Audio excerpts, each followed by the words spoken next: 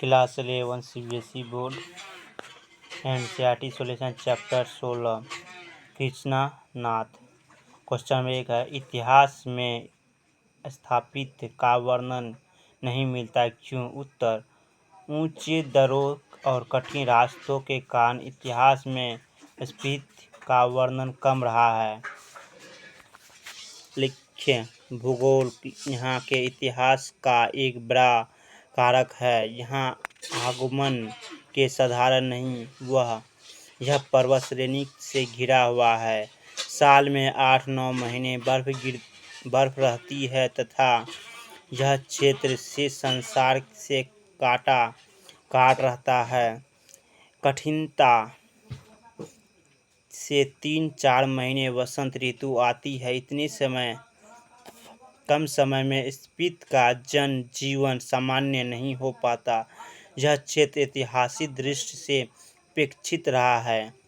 इसलिए कहा जा सकता है कि मानवीय गतिविधियों के अभाव में कहाँ इतिहास का निर्माण नहीं हो पाया। क्वेश्चन नंबर 2, स्फीति के लोग जीवन यापन के लिए किन कठिनाइयों का सामना करते हैं? स्फीति के लोग जीवन यापन के लिए सब प्रकार की कठिनाइयों का सामना करते हैं। स्फीति में साल में 8-9 महीने बर्फ रहती है तथा यह क्षेत्र से संसार से काटा रहता है। लड़कियों की कमी के कारण घरों में गर्म रहना अत्यंत कठिन होता है। यहाँ कठिनता से 3-4 महीने वसंत ऋतु आती है। यहाँ ना हरियाली है ना पेड़ है। यहाँ बर्फ में एक बार बाजरा, गेहूँ, मटर, सरसों की फसल होती। यहाँ रोजगार की साधन भी नहीं है। सबसे बड़ी कठिनाई तो आगमन की है। यहाँ तक पहुँचना असंभव या ही नहीं। क्वेश्चन नंबर 3, लेखक माने श्रेणी का नाम बोध के माने मंत्र के नाम पर करने के पक्ष में क्यों है? उत्तर, स्फीति बड़ा लालचा पर्वत श्रेणी में 2 चोटियां हैं। दक्षिण में जो श्रेणी है वह माने श्रेणी कहलाती है। बोधो के माने मंत्र की बहुत महिमा है। ओ मनी प्रसन्न हो इनका बीज मंत्र है। लेखक के अनुसार पहाड़ियों में माने का इतना ताप जाप हुआ है कि यह न उन श्रेणियों के 2 डालना ही सहज है। क्वेश्चन नंबर 4, ये माने की चोटियां बूढ़े लामाओं के जाप से उदास हो गई है। इस पंक्तियों के माध्यम से लेखक ने युवा वर्ग से आग्रह किया है। उत्तर, ये मानो की चोटियां बूढ़े लामाओं से जाप से उदास हो गई है। इस पंक्तियों के माध्यम से लेखक श्री कृष्ण नाथ ने युवा वर्ग से आग्रह किया है कि देश और दुनिया के दौरान के मैदानों से और पहाड़ों के युवतियाँ आए और पहले तो स्वयं अपने अहंकार को गलाए, फिर इन चोटियों के अहंकार को चूर करें। बूढ़े लम्हाओं के जाप से उदास हो गई चोटियां को वे अपने क्रीड़ा, कोमतू, नाच कूद, प्रेम की खेलकूद आदि के आनंदमय बना दे। क्वेश्चन नंबर 5 है, वर्षा यहाँ एक घटना है, एक सुखद संयोग है। लेखक ने ऐसा क्यों कहा है? उत्तर, लेखक के अनुसार स्फीति में वर्षा बहुत कम होती है। वर्षा के बिना यहाँ धरती सूखी, ठंडी व बंजर होती है। इसलिए जब कभी वर्षा हो जाए तो लोग अपना सुखद सौभाग्य मनाते हैं। क्वेश्चन नंबर 6 है, स्फीति अन्य पर्वतीय स्थलों के किस प्रकार भिन्न है? उत्तर, स्फीति का अन्य पर्वतीय स्थल से इस प्रकार भिन्न है। पहला पॉइंट, स्फीति में साल के 8-9 महीने बर्फ गिरती है। तथा यह क्षेत्र शीर्ष संसार से काटा रहता है। दूसरा, कठिनता के 3-4 महीने वसंत ऋतु आती है, यहाँ ना हरियाली ना पेड़ है। तीसरा पॉइंट, यहाँ वर्षा में एक बार बाजरा, गेहूँ, मटर, सरसों की फसल होती है। चौथा पॉइंट, यहाँ परिवहन व संचार के साधन नहीं हैं।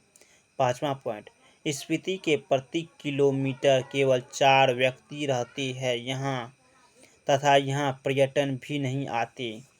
छठा पॉइंट, यहाँ का वातावरण उदास रहता है। क्वेश्चन नंबर 7 है, स्पीति में बारिश का वर्णन एक अलग तरीके से किया गया है।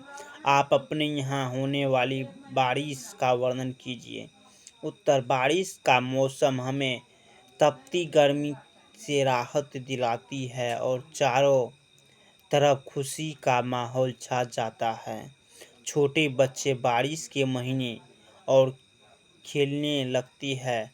तालाब, नदी, तालाब सब भर जाती है। हरियाली से धरती हरी हरी मखमल सी लगने लगती है। चारों तरफ मेढक टटरने लगती है। यहाँ वृक्षों पर नए पत्ते फिर से निकलने लगते हैं और खेत फूले नहीं सामते।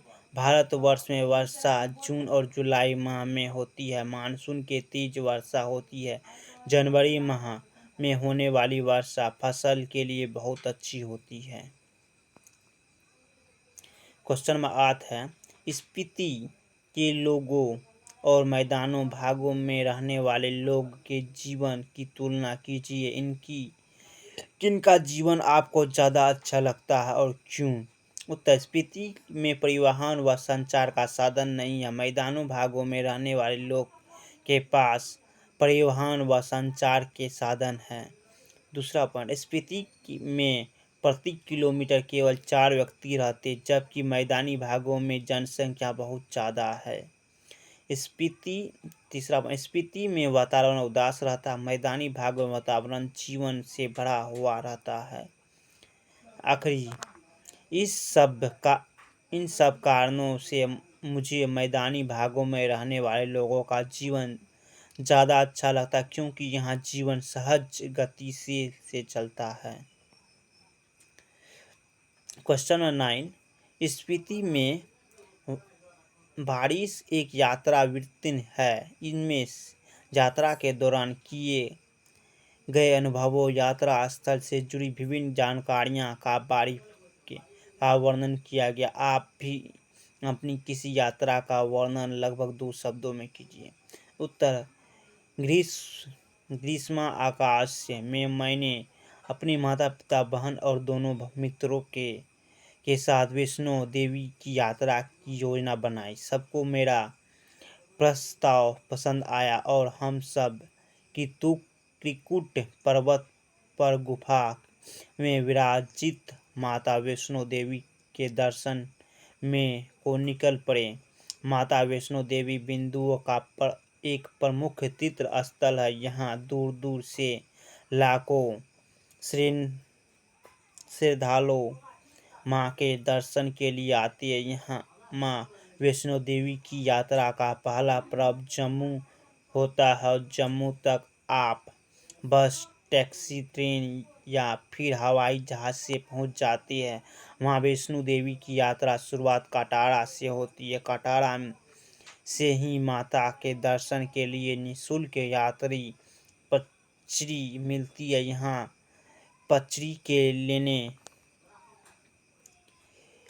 के बाद ही आप कटरा से माँ वैष्णो के दरबार में तक चढ़ाई की शुरुआत कर सकती है। यहाँ पर्ची लेने के 3 घंटे बाद आपको चढ़ाई के पहले भाग अंगा चेक पॉइंट तक एंट्री करानी पड़ती है और वहाँ सामान्य चेकिंग करवाने के बाद आप चढ़ाई प्रारंभ कर सकते हैं। पूरी यात्रा में स्थल का जलावन व भोजन की व्यवस्था है। इस कठिन चढ़ाई में आप थोड़ा विश्राम कर चाय कॉफ़ी पीकर फिर से उसी जोश के साथ अपनी यात्रा प्रारंभ कर सकते। कटारा भवन व भवन तक चढ़ाई के अनेक स्थानों पर ब्लॉक रूप की सुविधा भी है उपलब्ध है। इनमें निर्धारित शुल्क पर अपना सामान रखकर आप चढ़ाई कर सकती हैं। माता के भवन में पहुंचने वाले यात्रियों के लिए जम्मू कटारा भवन के आसपास आदि स्थानों पर मां वैष्णो देवी ईशानी बोर्ड के इन धर्मशालाएं व होटल है, जिसमें आप विश्राम करके आप अपनी यात्रा की थकान को मिटा सकती हैं। कटारा व जम्मू के नज़दीक कई दर्शनीय स्थल व हिल स्टेशन है। यहाँ जाकर आप जम्मू की ठंडी हसीन वादियों का लुत्फ़ उठा सकते हैं। कटारा के नज़दीक शिव खोड़ी, इज्झर, कटोरी, सनासर, बाबा धानसार, मानतराई, कुद, बटोक आदि कई दर्शनीय स्थल भी हैं। Question number 10। लेखक ने स्पीति की यात्रा लगभग 30 वर्ष पहले की थी। इन 30 वर्षों में स्पीति में कुछ परिवर्तन आया है, जाने कुछ और लिखे। उत्तर। लेखक स्पीति की यात्रा लगभग 30 वर्ष पहले की थी। इतनी लंबी अवधि में यहाँ के वातावरण में परिवर्तन आना स्वाभाविक ही है। इन 30 वर्षों में स्पीति में यातायात, दूरसंचार व्यवस्था तथा रोजगार के साधन आदि में परिवर्तन आया है। यहाँ आवागमन तो सुगम हो गया है, परंतु प्राकृतिक समस्या वैसी ही है। भाषाई की बात। पाठ में दिए गए अनुच्छेद क्यों और बल्कि जैसे ही वैसे मानो अपने शब्द को दोबारा लिखिए। लेप की लो तेज की, खिड़की का एक पल्ला खोला तो तेज हवा का झोंका मुंह और हाथ को जैसे छिनके लगा। मैंने पल्ला फिरका दिया, इसकी खार से देखने लगा। देखा कि बारिश हो रही थी। मैं उदास देख नहीं रहा था, सुन रहा था। अंधेरे, ठंड और हवा का झोंका आ रहा था, जैसे बर्फ का अंश लिए तुषार जैसी बूंदें पड़ रही थी। उत्तर। लेप की लो तेज की, जैसे कि खिड़की एक पल्ला खोला, वैसे ही तेज हवा का झोंका मुंह के हाथ को छूने लगा। मैंने पल्ला भिड़ा दिया और उसकी आड़ से देखने लगा। देखा कि बारिश हो रही थी। मैंने उसे देख नहीं रहा था, बल्कि सुन रहा था। अंधेरे, ठंड और हवा का झोंका ऐसे आ रहा था कि मानो बर्फ का अंश लिए तुषार जैसी बूंदें पड़ रही थी। धन्यवाद।